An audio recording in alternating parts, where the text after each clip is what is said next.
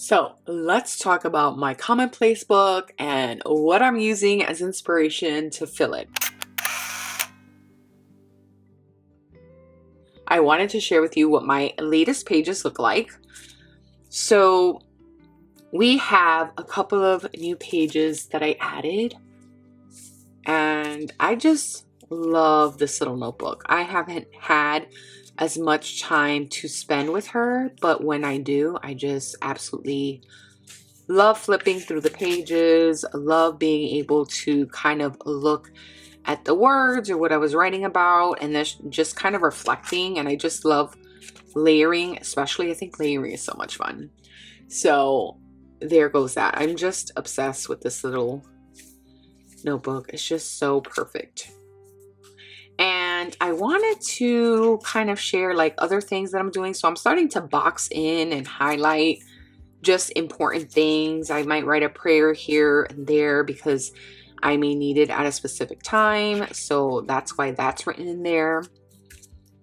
And of course, I started getting inspiration from what I am reading. So right here, you have like the unfortunate side effects of heartbreak and magic.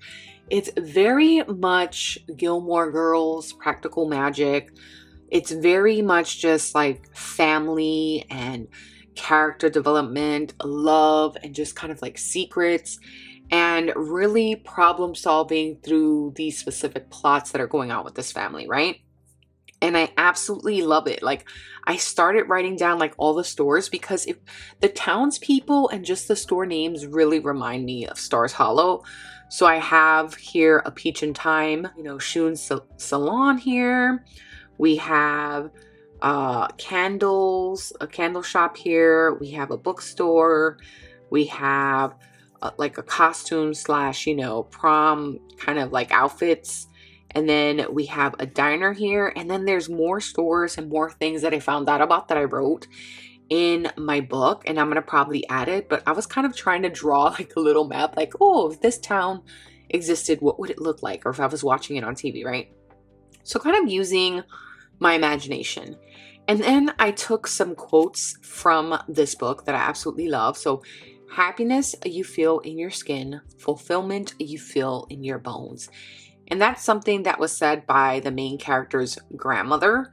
And I put down the unfortunate side effects of heartbreak and magic just to make sure I knew the book. Then the next thing, right?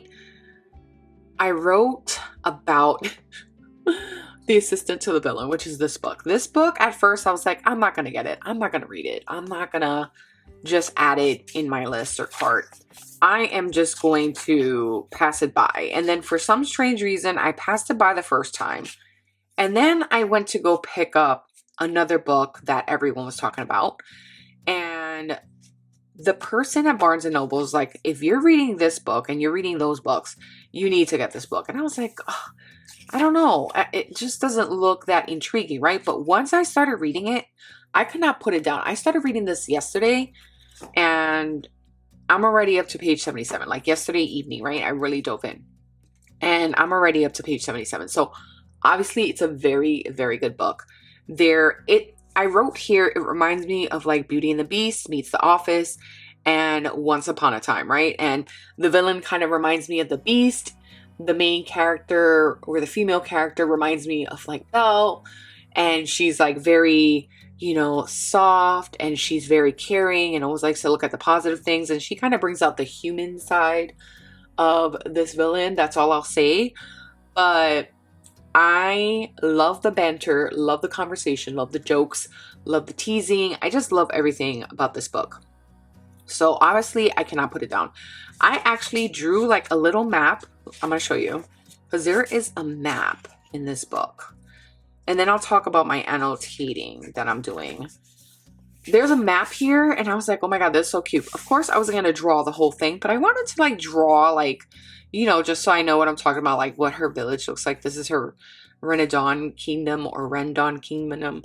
I hope I'm saying it correctly, but I drew a picture of it and I just used my Tombow markers to color it in because I liked how it went with the vibe and it's just giving what it needs to give, right? So it's just everything that I hope for in this spread. And I just love the way it looks because they talk about like the spiders and the just kind of like the trees, the forest, right? Then there's like, you know, the lamp and the apothecary. There's a whole bunch of things inside this book that kind of reminds me of all this. So the spread is here. And then of course we have the crow. And I wrote a little bit about the kingdom. I wrote about the character traits, and just like the description of the writing is just lovely. I love it. So I wrote down 2 specific quotes.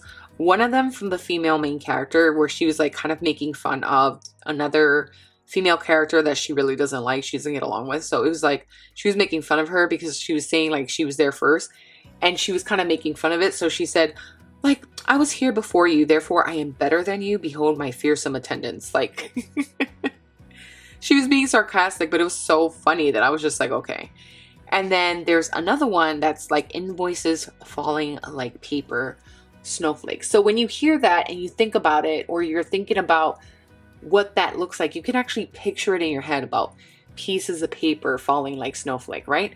So you do get a picture, right? These snowflakes, these pieces of paper just flying everywhere, it just gives you that. And then I went back to the unfortunate side effects of Heartbreak Magic. I made this spread called The Reading Nook. With my little like library, I'm starting to grow my collection of books more. Now I want a bookcase. I have 2 bookshelves on top of my desk area, but now I want like an actual bookshelf. And I love that this book, or these books, have inspired me to sit down, have inspired me to read, have inspired me to kind of spend time with myself. So I absolutely love it. And then I wrote about the main concept, or the main vocal character, like their grandmother is a center. She's tethering the family together. They're going to have to figure out, you know, between love and secrets and just what they are going to do. And I just love this book.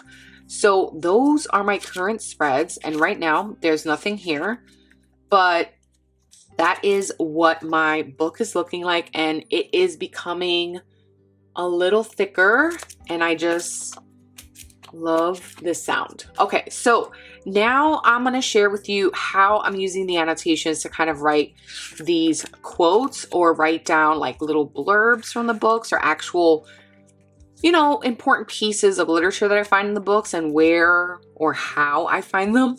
Okay, so now let's talk about annotating these books. What am I doing? What does that mean? I saw a video by Plant-Based Bride, and she was annotating, and she was talking about annotating. And I was like, you know what? I really want to do that because I love commonplacing, and I really need to stop being fearful of myself messing up the book, right? So I have a key here.